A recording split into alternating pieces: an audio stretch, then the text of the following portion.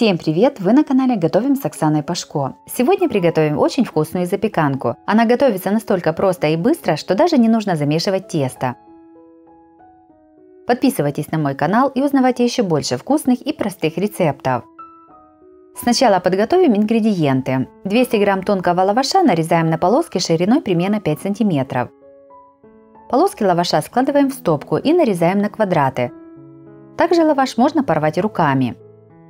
2 помидора среднего размера разрезаем пополам и нарезаем пластинками.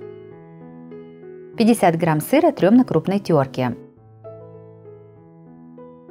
Форму для выпечки смазываем сливочным маслом. Размер моей формы 26 на 17 см. На дно формы кладем часть лаваша. На лаваш выкладываем немного творога. Всего понадобится 200 грамм творога любой жирности. Сверху на творог кладем пластинки помидоров. Опять все повторяем.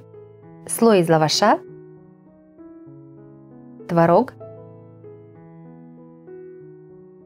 и помидоры.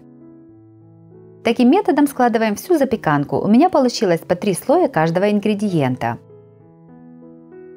Последним слоем кладем лаваш.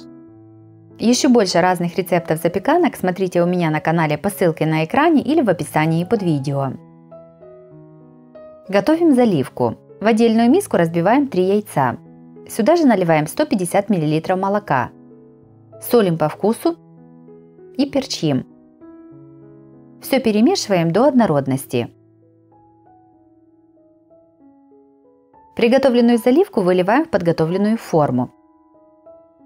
Сверху все посыпаем тертым сыром. Форму ставим в духовку, разогретую до 180 градусов. Запекаем приблизительно 20-25 минут. Запеканку подаем на стол горячей.